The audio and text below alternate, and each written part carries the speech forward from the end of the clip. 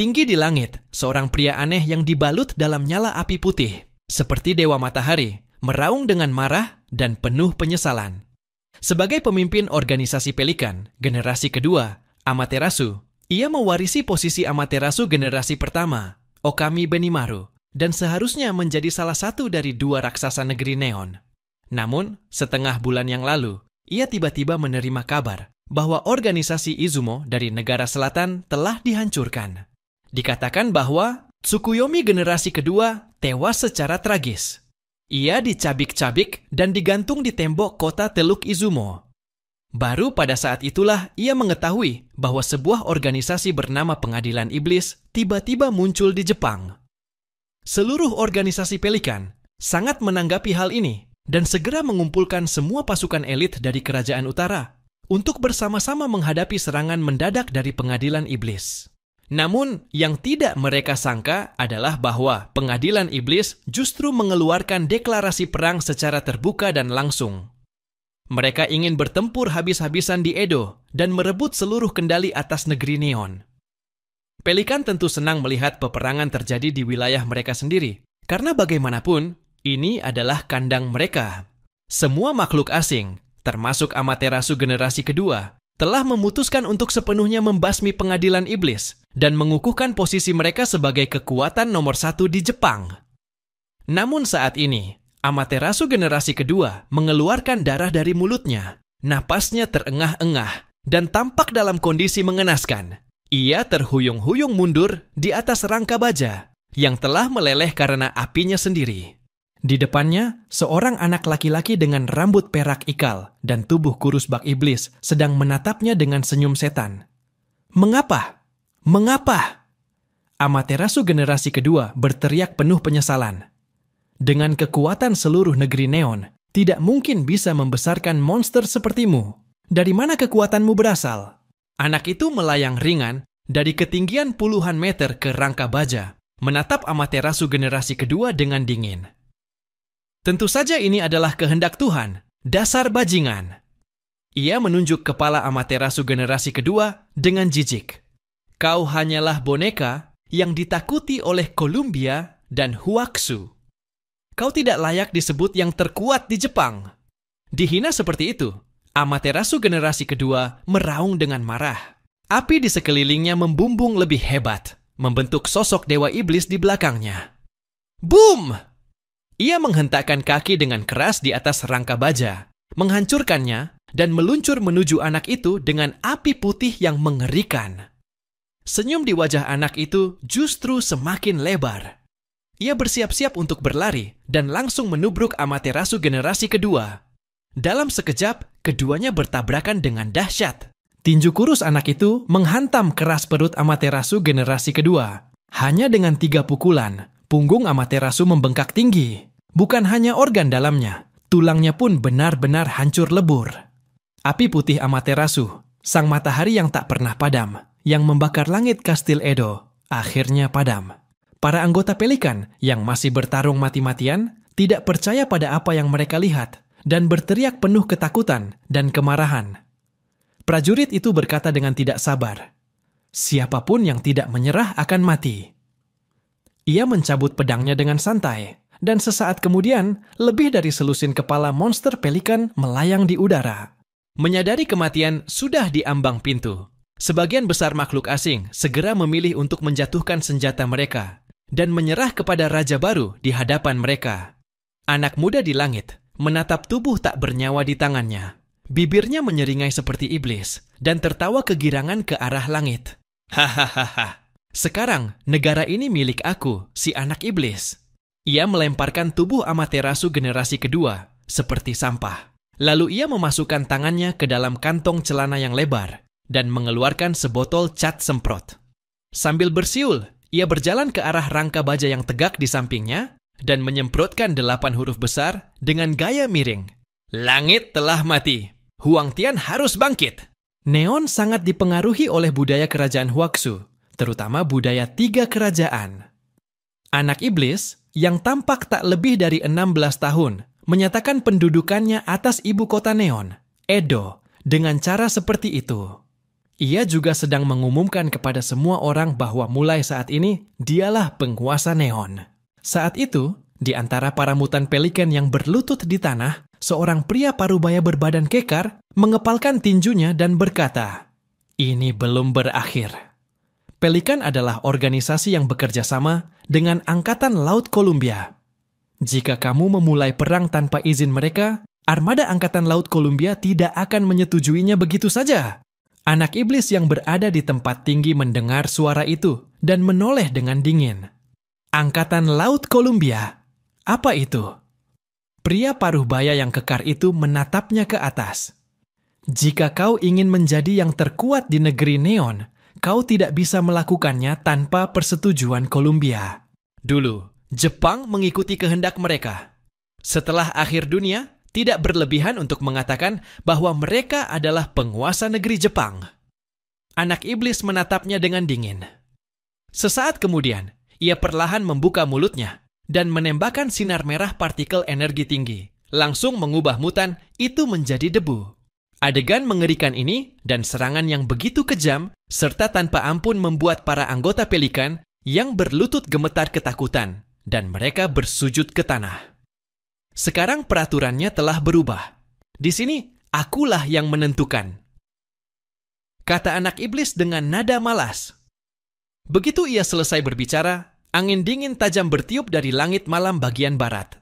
Dua sosok muncul di atas gedung tinggi tidak jauh dari sana, dengan kecepatan melebihi jet tempur. Sosok tinggi besar mengenakan jubah merah dan topeng biru, menyilangkan tangan di dadanya, memandang ke bawah pada para mutan neon di hadapannya. Di sampingnya ada seorang pria yang dibalut dalam baju zirah tempur hitam, membawa senapan sniper hitam. Dalam kegelapan malam, ia tampak menyatu dengan lingkungan sekitar. Jika tidak diperhatikan dengan saksama, orang tidak akan tahu ada seseorang di sana. Bagaimanapun dilihat, pria yang tampak seperti meniru pahlawan terkenal. Superman itu berdiri dengan tangan di pinggul, memandangi sekitar dengan senyum dingin yang mengandung ejekan. "What's up, man?"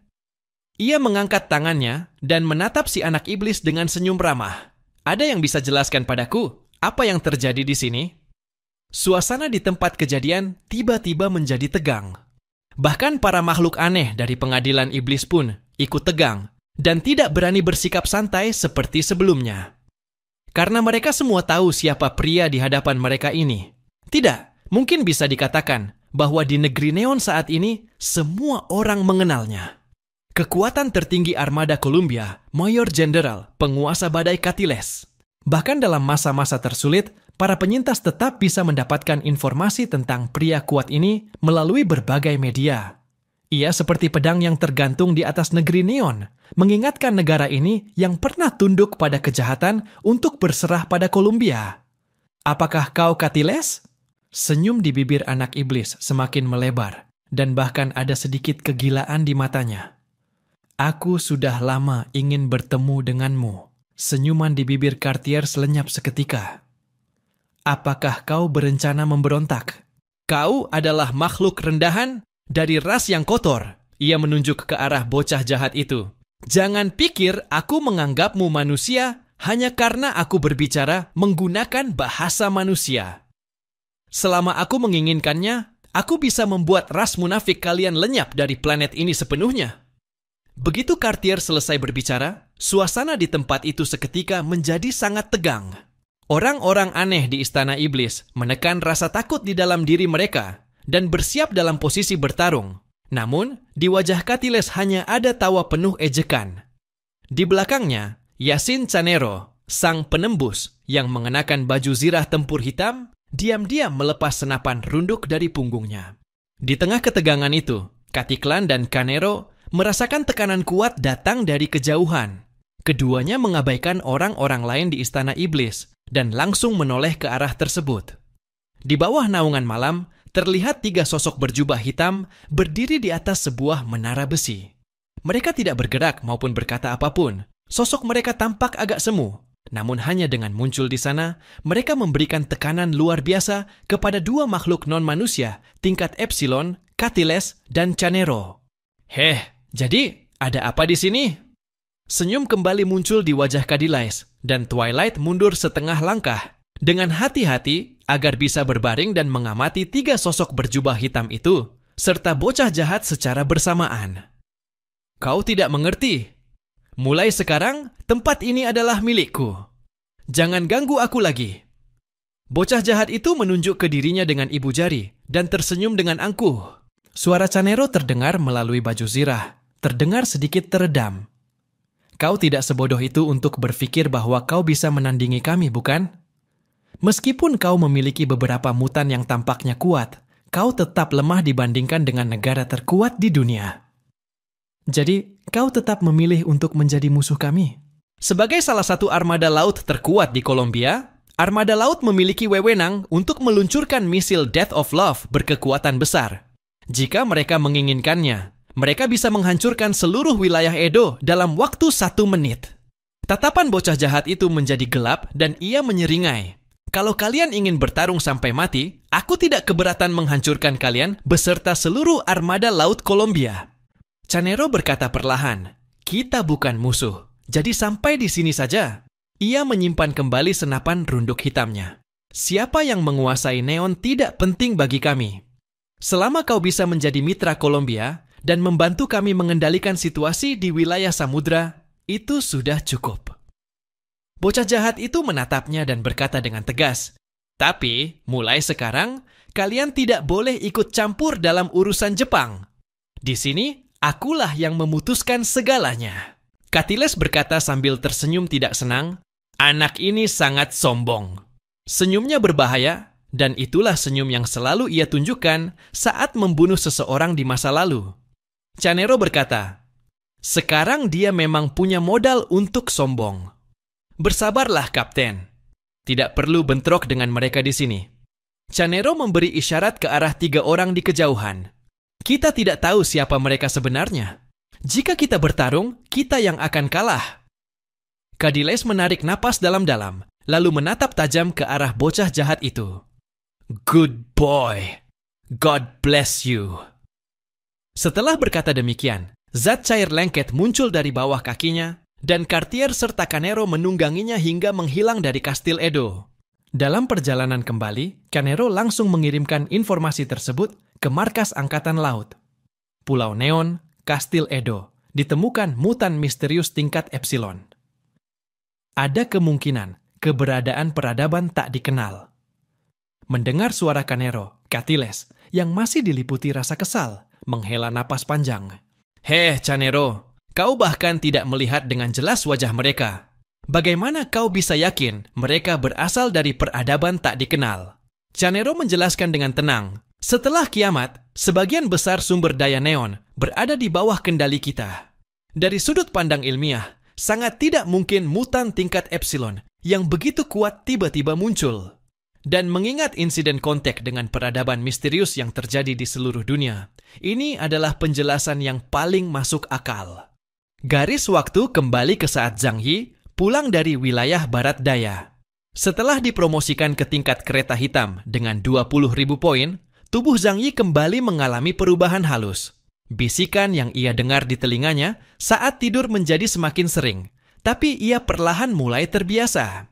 Karena ia mulai merasakan bahwa itu bukanlah ancaman dari tempat asing yang jauh, melainkan seperti suara alami yang datang dari dalam jiwanya.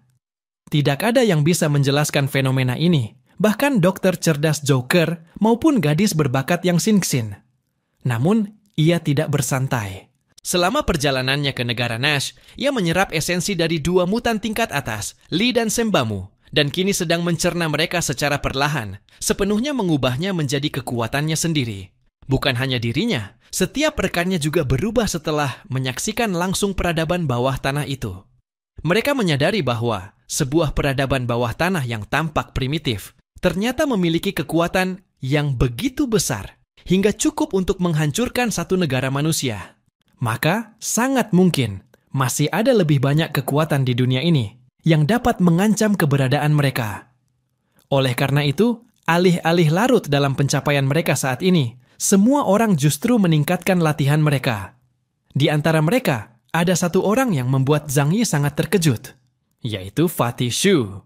Setelah kembali dari negara Nash, penampilannya masih sama seperti dulu, selalu tertawa, bertingkah seperti obat bahagia di Manor, tanpa beban.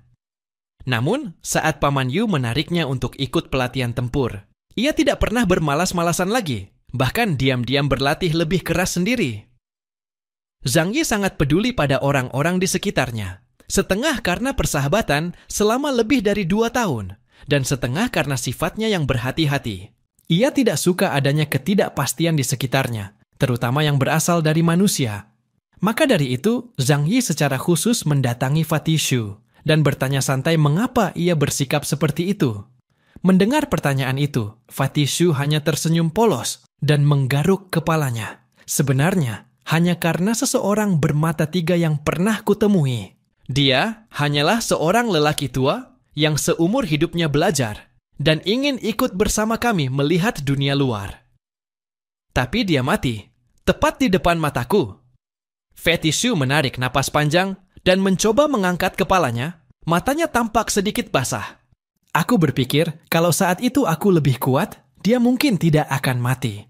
Dan kalau suatu hari aku menghadapi situasi seperti itu lagi, apa yang bisa kulakukan untuk melindungi orang-orang di sekitarku? Fatih Shu menoleh dan menatap Zhang Yi. Bos, aku tidak ingin menjadi beban. Aku tidak bisa terus-menerus mengandalkanmu dan menjadi sampah yang tidak berguna. Jadi, aku ingin memiliki kekuatan untuk melindungi diriku sendiri dan orang-orang di sekitarku. Setelah mendengar apa yang dikatakan Fatih Shu, Zhang Yi menepuk bahunya dengan kuat. Aku tahu hari ini pasti akan datang cepat atau lambat. Akan lebih baik jika kau bisa memahaminya secara alami. Kalau kau butuh sesuatu di masa depan, beritahu aku. Oh iya, peternakan kelabang berkembang cukup baik, dan aku akan memberimu esensi dalam jumlah tak terbatas. Tidak masalah jika bakatmu agak kurang. Kita ini keluarga besar dan bisnis besar. Aku akan terus memasokmu sampai kau tak mampu menyerap lagi. Tak apa jika pondasimu lemah. Yang paling penting adalah kau paham bahwa kau harus menjadi lebih kuat. Di dunia ini, segalanya hanya bisa kau andalkan pada dirimu sendiri. Dulu, Zhang Yi tidak terlalu ikut campur urusan Fatih Shu. Juga tidak memaksanya untuk mengubah pola pikir dan bekerja keras demi menjadi kuat. Karena memang sulit bagi seseorang untuk mengubah sifat dasarnya. Untuk menjadi kuat, seseorang harus sadar akan pentingnya hal itu dan bekerja keras untuk meraihnya. Zhang Yi telah memberi Fatih Shu banyak kesempatan. Manusia selalu menyadari ketidakberdayaan mereka sendiri dan karena itu mendambakan kekuatan yang luar biasa. Namun, jika Fatih Shu tidak menyadarinya juga, cepat atau lambat ia akan mati di medan perang. Zhang Yi sudah bersiap menghadapi kemungkinan itu. Fatih Shu mengangguk dengan penuh perasaan. Terima kasih bos, tapi aku masih punya satu pertanyaan. Ia menggaruk kepalanya. Soalnya kekuatan super itu begini. Bagaimana cara melatihnya? Ia menatap tangannya dengan bingung. Saat ini, meskipun indeks kekuatan supernaturalnya meningkat, kontrolnya terhadap es dan salju juga telah meningkat pesat. Namun, ia memiliki terlalu sedikit pengalaman praktis dan belum memiliki metode sistematis untuk meningkatkan kekuatan kemampuan supernaturalnya. Do Zhang Yi menggernyitkan dahi. Itu hanya bisa engkau jelajahi sendiri. Sebenarnya aku juga perlahan-lahan memikirkannya sendiri, lalu menggabungkannya dengan eksperimen untuk mengembangkan kemampuan baru. Satu hal lagi yang penting adalah imajinasi. Kita perlu menerapkan kemampuan terbatas ke dalam skenario yang tak terbatas untuk mengembangkan kemampuan yang beragam. Contohnya Zhang Yi sendiri. Dasar dari semua kemampuannya sebenarnya berasal dari 3 hal. Ruang alternatif, kekuatan kekosongan, dan kekuatan waktu. Dengan menghadapi berbagai lawan dan mengombinasikan kemampuan, kemungkinan yang ada menjadi tak terbatas. Dan soal pelatihan sistematis, jangan bercanda. Kiamat baru terjadi belum genap 3 tahun, dan semua orang masih meraba-raba jalan mereka sendiri. Belum ada sistem pelatihan resmi. Bos, aku mengerti. Aku akan mencari tahu sendiri. Fatih Shu mengepalkan tangannya dan berkata. Zhang Yi mengelus dagunya, berpikir sejenak, lalu berkata, ada seseorang yang bisa kau tanya. Dia mungkin lebih profesional daripada aku dalam hal ini. Mata Fatih Shu berbinar. Siapa? Cinta lamamu, Liang Yang, kata Zhang Yi sambil tersenyum. Fatishu terlihat sedikit malu. Oh, Lauda, kau bahas itu lagi. Sekarang kita serius. Lagi pula, dia adalah penyandang kekuatan supernatural tingkat tinggi di distrik Shengjing. Dan tempat itu adalah yang paling maju dalam penelitian kekuatan supernatural. Mungkin dia tahu sesuatu yang bisa membantumu. Zhang Yi berkata sambil merangkul bahu Fatishu. Kalau kau dapat informasi berguna darinya, jangan lupa bagikan juga. Tentu saja. Fatishu tertawa. Untuk sementara waktu setelah itu, kota Tianhai tetap tenang. Tidak ada misi tingkat S di wilayah Jiangnan, jadi Zhang Yi tidak akan diganggu. Dan dunia luar tidak ada hubungannya dengannya. Selama periode ini, pembangunan peternakan kelabang menyelesaikan masalah peningkatan kekuatan bagi mutan tingkat rendah. Di bawah tingkat Epsilon, kekuatan dapat ditingkatkan secara cepat dengan mode pelatihan, tambang Yuanxi Plus kelabang. Kekuatan keseluruhan tim Zhang Yi mengalami kemajuan pesat hanya dalam waktu 2 bulan.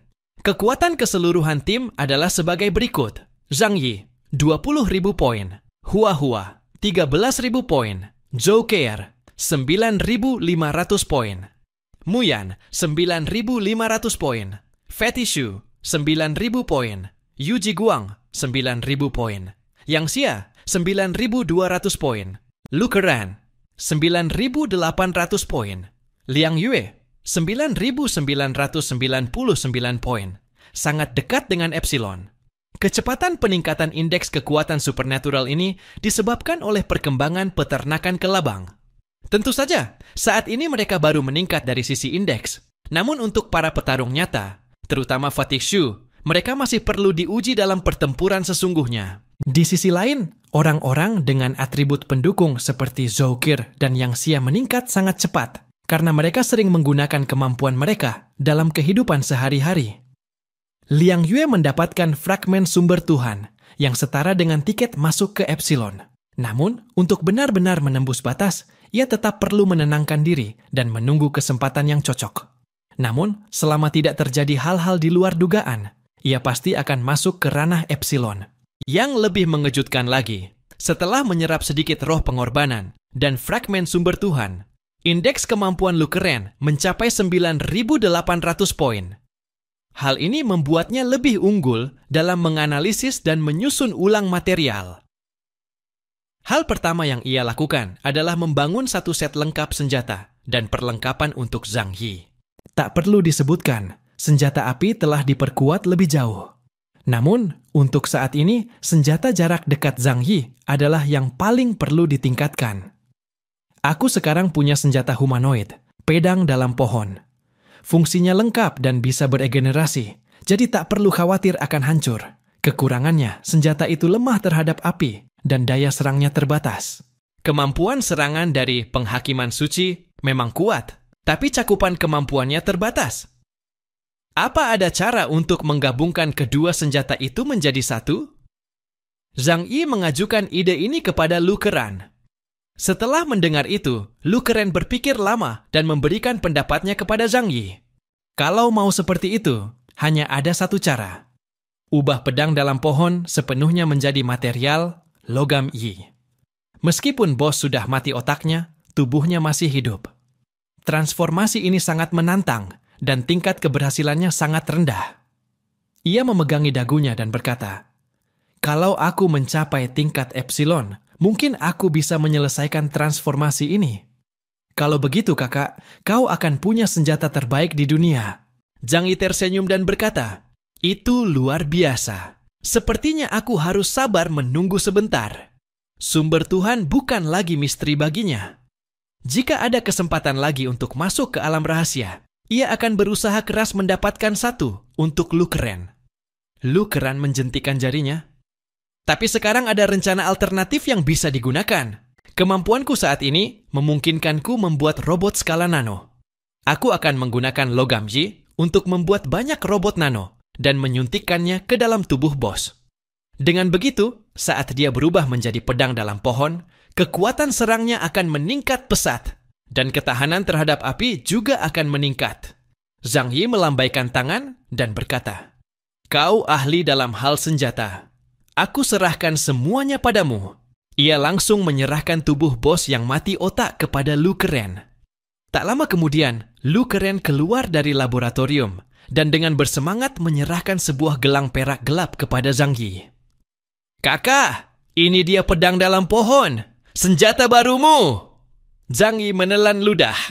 Ini, bos? Orang sebesar itu sekarang berubah jadi begini? Lu Keren berkata, tubuhnya bisa diubah menjadi tanaman. Selama area intinya terjaga, ia bisa beregenerasi. Jadi tubuh manusianya tidak penting. Aku sudah menyimpan bagian penting yang dibutuhkan, dan itu sudah cukup untuk digunakan. Zhang Yi mengenakan gelang itu dan mencobanya. Sekarang bos telah mati, dan yang tersisa hanyalah Sword in the Tree yang terbuat dari inti tubuhnya. Inti elektronik pada gelang itu merangsang Sword in the Tree, membuatnya bereaksi dan berubah menjadi pedang tajam. Zhang Yi memiliki kendali unik atas sistem pintar melalui pengendalinya. Aktifkan formasi transformasi super. Zhang Yi memberikan perintah untuk bertransformasi. Sesaat kemudian, gelang berwarna perak keabu-abuan itu langsung berubah, memanjang menjadi belasan sulur ramping yang membungkus lengannya dan mulai menyerap energi secara aktif. Lalu, sama seperti sebelumnya, gelang itu berubah menjadi senjata seperti pedang yang tersusun dari ratusan sulur. Namun kini, warnanya tidak lagi hijau seperti tumbuhan, melainkan tertutup oleh lapisan perak keabu-abuan, membuatnya terlihat lebih agresif. Zhang Yi datang keluar manor, perlahan mengangkat pedang di tangannya, dan didorong oleh kekuatan kekosongan, ia mengayunkan pedangnya dengan keras ke depan. Sungai Lujiang yang membeku di depan manor, tiba-tiba meledak dengan suara dentuman yang keras. Lapisan es yang membentang sepanjang ribuan meter dari timur ke barat dan memiliki ketebalan lebih dari 10 meter, hancur menjadi serpihan-serpihan es yang beterbangan ke langit setinggi ratusan meter. Kekuatan satu tebasan pedang begitu mengerikan. Setelah menahan kekuatan Zhang Yi, performa Sword in the Tree Sisters sama sekali tidak menunjukkan kelainan. Hanya ini saja sudah membuat Zhang Yi sangat puas. Karena seiring kekuatannya meningkat, tuntutannya terhadap senjata pun akan semakin tinggi. Senjata yang dapat berkembang tanpa batas jelas merupakan pilihan terbaik. Zhang Yi yang mendapatkan senjata baru meluangkan waktu untuk beradaptasi dengannya. Lu Keren juga memanfaatkan waktu yang tersisa untuk membantu orang lain meningkatkan sistem senjata mereka. Namun, hal ini menghabiskan banyak waktu, tenaga, dan energi darinya. Bagaimanapun juga, bukan hal mudah untuk merekonstruksi bahan dasar dengan mengubah struktur atomnya. Jadi kecuali untuk senjata Zhang Yi, saat memperkuat senjata orang lain, mereka hanya dapat ditingkatkan secara sederhana. Namun, meskipun demikian, hal itu memungkinkan mereka memiliki senjata yang lebih kuat daripada adamantium biasa. Di sisi lain, setelah 2 bulan penelitian tertutup, Yang Xinxin membandingkan database besar dari data kuno dan modern, baik dalam maupun luar negeri, dan melalui ingatan bunga, akhirnya ia berhasil memecahkan sebagian isi dari catatan Xuezong. Zhang Yi datang ke ruang kendali. Saat itu, puluhan layar menyala di ruang kendali, dipenuhi dengan informasi, teks, dan gambar yang sangat padat. Yang Xinxin sedang mengunyah sepotong coklat dan menatap tajam ke layar di depannya. Ketika ia menyadari bahwa Zhang Yi datang, senyum muncul di bibirnya. "Kakak, kamu datang." Zhang Yi mengangguk, berjalan ke sampingnya, menarik kursi dan duduk. "Aku dengar kamu menemukan sesuatu yang baru?" Yang Xinxin mengangguk. Kecepatan pembacaan agak lambat, karena memang sangat sedikit data yang bisa dijadikan perbandingan. Tapi sejauh ini, aku rasa informasi ini sangat layak dijadikan referensi. Yang Xinxin merentangkan tangan dan mengetik beberapa kali di keyboard komputer. Layar di depannya langsung membesar dan teksnya menjadi lebih ringkas. "Nih, catatan Xuezong membuktikan beberapa dugaan kita sebelumnya." Zhang Yi melihat layar itu, dan dengan penjelasan dari Yang Xinxin, ia memahami informasi yang tercatat dalam catatan Xuezong. Sebagai orang paling terpelajar di negeri Nash, catatan Xuezong tidak diragukan lagi merupakan harta karun dalam perpustakaan negeri itu. Meskipun memiliki keterbatasan, tetap memiliki nilai rujukan yang besar. Tidak harus dipercayai sepenuhnya, tapi layak untuk dilihat. Menurut catatan terjemahan dalam catatan Xuezong, sumber kekuatan dari yang disebut prajurit atau mutan berasal dari diri mereka sendiri dan merupakan keberadaan yang mengarah ke dalam. Orang-orang Nash percaya bahwa manusia memiliki jiwa. Oleh karena itu, mereka percaya pada reinkarnasi. Kekuatan jiwa bisa kuat atau lemah. Oleh karena itu, orang-orang kuat terlahir dengan bakat hebat, memiliki potensi pertumbuhan besar dalam bidang yang mereka kuasai, dan secara alami lebih kuat daripada individu lain. Selama bertahun-tahun, negeri Nash mengembangkan metode untuk mengumpulkan kekuatan jiwa, yaitu dengan membangun altar dan menangkap jiwa saat akan menghilang, untuk kemudian mengumpulkan kekuatannya. Dan altar itu adalah kuil roh suci yang terletak di titik tertinggi negeri Nash. Orang-orang Nash percaya bahwa setelah meninggal, manusia akan naik ke surga. Maka kuil roh suci dibangun di titik tertinggi Nash untuk memudahkan penangkapan kekuatan jiwa. Melihat hal ini, Zhang Yi sudah berada dalam keadaan sangat terkejut. Itu pasti roh pengorbanan. Mungkinkah roh pengorbanan terbentuk dari kondensasi jiwa manusia? Tapi, benarkah manusia memiliki jiwa? Jika kita bisa mempercayai adanya jiwa, bukankah berarti arwah dan dewa benar-benar ada di dunia ini? Dan kemudian, terjemahan berikutnya membuat dahi Zhang Yi kembali berkerut. Artikel tersebut mencatat, namun legenda tentang kuil roh suci telah ada selama ribuan tahun, tetapi orang-orang tidak pernah benar-benar melihat wujud jiwa. Mereka juga tidak pernah melihat altar pengumpul jiwa menunjukkan kekuatan yang disebut-sebut itu. Maka, aku, Albert Esting, percaya bahwa altar dan jiwa hanyalah gagasan bodoh dari orang-orang masa lalu selama ribuan tahun. Zhang Yi menghela napas lega setelah membaca bagian ini dalam buku tersebut. Tampaknya, apapun jenis peradabannya, pasti pernah melalui tahap seperti itu. Sebagai contoh, suku-suku di permukaan planet mereka juga membangun proyek-proyek besar pada zaman kuno berdasarkan kehendak para penguasanya. Yang paling khas adalah piramida dari kerajaan Kermit kuno. Saat memikirkan hal ini, Zhang Yi melihat ruang kosong yang besar di bawah teks itu, dan tiba-tiba muncul catatan teks emosional yang menggugah. Catatan Sekte Pembelajaran. Agustus tahun 3008, 129, bulan ke-8 dalam kalender baru negeri Nash.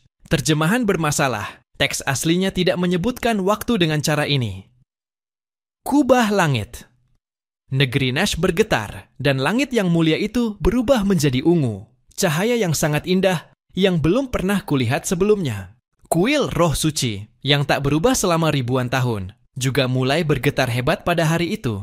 Aku merasa aku salah. Mungkin keberadaannya bukan hanya untuk membanggakan pencapaian raja-raja kuno. Februari tahun 3830, bulan kedua dalam kalender baru negeri Nash. Dengan datangnya hari perubahan, negeri Nash mengalami perubahan besar. Jumlah prajurit berbakat di negeri ini mulai meningkat. Bahkan banyak prajurit menunjukkan kekuatan yang lebih besar selama uji coba.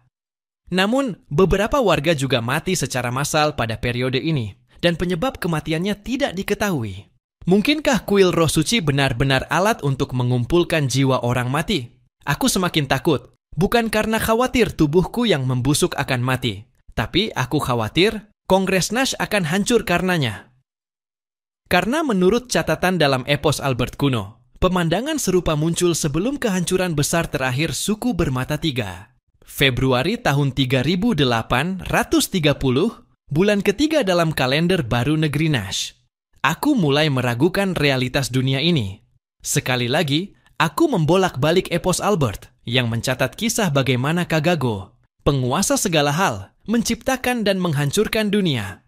Aku mulai curiga bahwa semua kisah dalam mitos dan legenda itu bukanlah karangan manusia, melainkan peristiwa nyata yang terjadi di masa lalu. Setelah membaca bagian yang berhasil diterjemahkan dari catatan Xuezong, Zhang Yi sangat terkejut. Menurut analisis Xuezong, waktu kemunculan sejumlah besar prajurit atau mutan di antara klan bermata tiga benar-benar bertepatan dengan datangnya kiamat. Sebelum itu, meskipun ada beberapa individu yang kuat di antara mereka, kekuatannya tidak seberbahaya sekarang. Bahkan kemampuan kuil roh suci untuk mengumpulkan roh pengorbanan baru terbuka setelah kiamat datang. Kekuatan untuk mengumpulkan jiwa, kehancuran besar, dan aku melihat nama ini lagi, Kagago. Zhang Yi menutup dahinya, merasa pikirannya kacau balau. Ia mendapatkan terlalu banyak informasi dalam waktu singkat, hingga ia tidak bisa memahami keseluruhan keadaan. Terlebih lagi, ia juga harus mempertimbangkan keterbatasan pemikiran Xuezong. Semua ini hanyalah analisis pribadi, dan belum tentu merupakan kebenaran sejarah. Yang Xinxin berkata kepada Zhang Yi, tapi sekarang, kita setidaknya bisa menyimpulkan dua hal berdasarkan informasi yang kita miliki. Ia perlahan mengulurkan satu jari, dan berkata dengan serius. Pertama, kuil roh suci di negara Nash dan piramida ungu di bawah pegunungan Qinling adalah perangkat pengumpulan energi yang serupa. Lahirnya sumber dewa atau roh pengorbanan adalah karya mereka. Tapi, apa yang mereka kumpulkan sebenarnya? Yang Xinxin menengadah, seolah ingin melihat langit melalui atap villa yang tebal.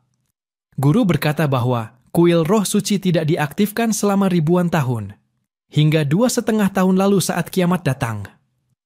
Pada saat itu, peristiwa terbesar di dunia luar, yaitu dunia permukaan tempat kita hidup, adalah datangnya kiamat es. Sejumlah besar manusia meninggal. Yang Xinxin menatap Zhang Yi. Kakak, aku punya satu dugaan. Mau kau dengar? Zhang Yi mengusap alisnya dengan keras dan berkata, katakan saja. Yang Xinxin berkata, manusia memiliki medan energi khusus. Meski kita tidak bisa mengetahui secara jelas asal-usulnya, tapi medan itu memang ada. Kepunahan massal yang dibawa oleh kiamat menyebabkan 95% populasi manusia di planet ini mati. Selain itu juga banyak bentuk kehidupan lain yang punah. Kekuatan itu bebas dan tersebar di dalam planet. Dan manusia yang selamat menyerap kekuatan tersebut, yang kemudian memicu kemunculan mutan dalam jumlah besar. Hal ini lebih sesuai dengan metode peningkatan kekuatan para mutan. Ia mengulurkan telapak tangannya dan menggenggam udara. Dengan menyerap kekuatan makhluk supranatural, ini seperti berburu. Dengan berburu, kita bisa memperoleh energi mereka. Kematian massal yang disebabkan oleh alam pun memiliki efek yang sama. Sedangkan suku-suku di dunia bawah tanah, mereka tahu bahwa momen seperti ini akan datang sejak zaman kuno. Jadi, mereka menciptakan perangkat untuk mengumpulkan medan energi spesial tersebut. Analisis yang Xinxin sangat masuk akal. Zhang Yi tidak mengatakan apapun, hanya mengangguk diam-diam.